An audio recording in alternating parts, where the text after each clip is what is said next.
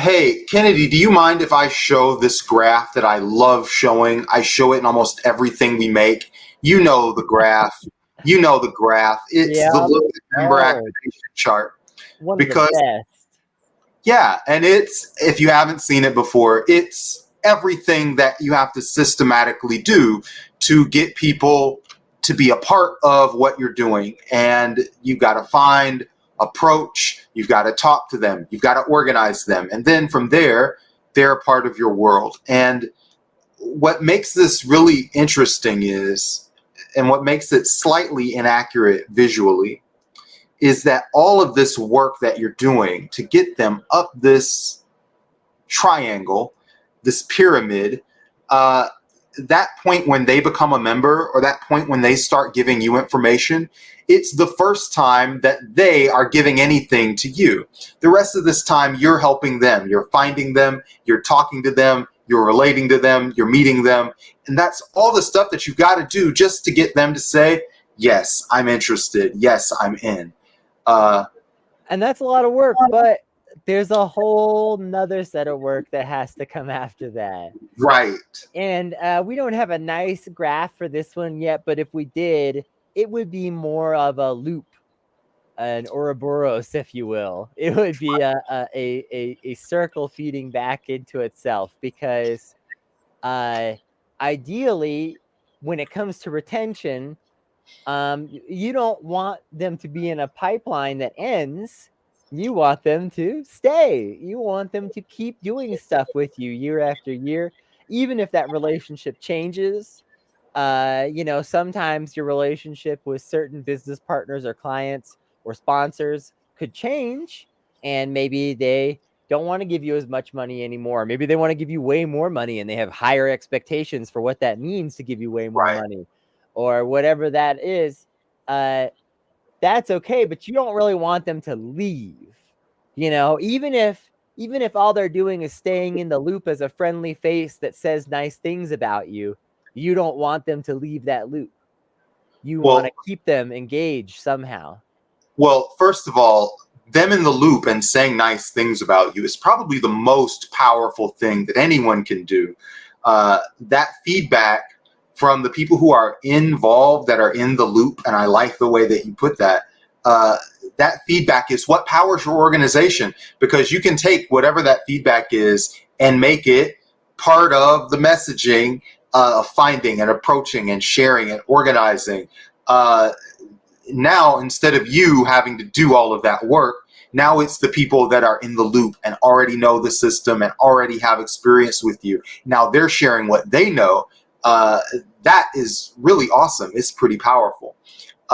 What we really want is, like you said, you want them engaging in what you're doing. You want them communicating back with you, and you want them to share with you as well. And if you have these three things, the idea is ideally that they can become more or less engaged, but they never have to worry about losing you because their capacity has gone upwards or downwards.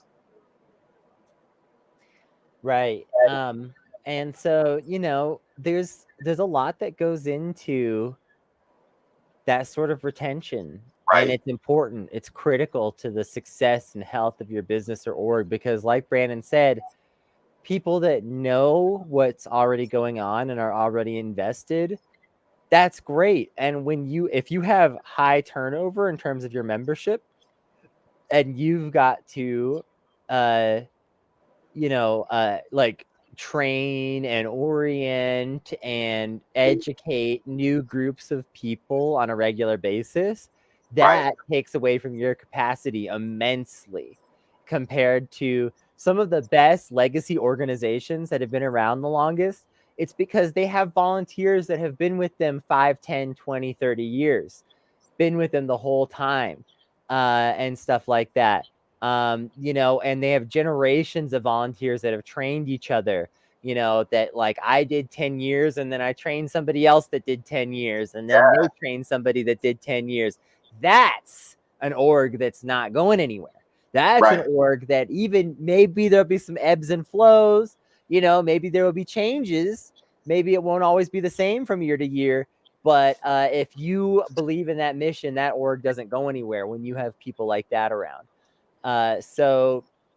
You know, when you can get people through the door like that, that's going to save you tons of time and massively grow your capacity compared to, oh, here's 100 new people and there are no old people to train them, and we've got to teach these new people to be excited. I want to kind of redirect a little bit and talk about how do you communicate with that many people? You know, we've talked in the past about Dunbar's number, or just the idea of you can only keep so many people in your head, in your sphere, going at once. Both of us come from different spheres of organizing people. You've done a lot of work with nonprofits. I've done a lot of work with coaches.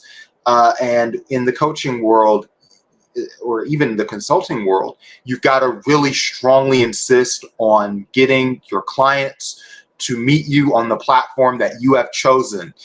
Because if you're doing one-to-many communications, like if you're trying to talk to 20 people who are in a group or 100 people in a group, realistically, you going back and forth with them through email is not going to be good for them or for you from a relationship standpoint. So when you're meeting people and they've made that dive to become a member or a client or a part of your team, communications and how you're going to communicate has got to be established, or you're going to have miscommunications. And whenever I've looked at, oh, I had a miscommunication with so-and-so, we didn't establish communication channels. We both agreed, oh yeah, we'll both do whatever. And then that doesn't work. So for me, at least on my end, it's usually there's a place like Slack or Discord, or if you're a coach, Kajabi, where you're asking people to leave comments when they've interacted with what you're making. But Kennedy, I know you are approaching this from a different sphere, and you are communicating with people more in the way that they like to be communicated with. So can you talk about how you establish communication protocols with people? Yeah, and so this, I mean, this isn't to say one of these methods is right for every situation or every person, but sometimes you got to meet people where they are. Sometimes you can get people to come to your platform, but sometimes you can't, and you have to meet people where they're at. And so when you're doing that, that can be a little bit complicated, but what it does is it does build phenomenal trust. Yeah. The orgs that do a great job of meeting people where they're at with consistent, informative communication are considered trustworthy. That's how it works. If people feel like you're willing to meet them and their needs, that means a lot to them. And especially if you're a nonprofit that's working in a particular mission-based area where you're working with a lot of people who are heavily in some kind of need, whether it's food, housing, childcare, elder care, you know, any kind of significant need like that, that's you know, taking up a lot of their time and energy and mental space and health and things like that. You got to meet those folks where they're at. You really don't have a choice. And so when you're developing standard communication in those situations, it can be really complicated, because how do you standardize it when you're meeting people where they're at? And the answer is you don't standardize it 100%, but you do standardize the key things, like your core message, your core values, the things that you want from folks in general. Like, do you want them to record a testimonial? Do you want them to come to a rally? What is it that you want? You can flex some of the details, but you need to make sure that the core values, the core proposition, the core asks, those things have to be consistent even when you're meeting people across different platforms. And the other important about this is, don't get in a situation where one hand isn't talking to the other. If you've got a team of people that are out on the streets knocking doors and a team of people that are reaching people online, make sure those two teams talk occasionally. And because otherwise they're going to start to say different stuff to folks. Right. And that's what I was going to say. Not just that they're talking, but that they're both saying the same thing.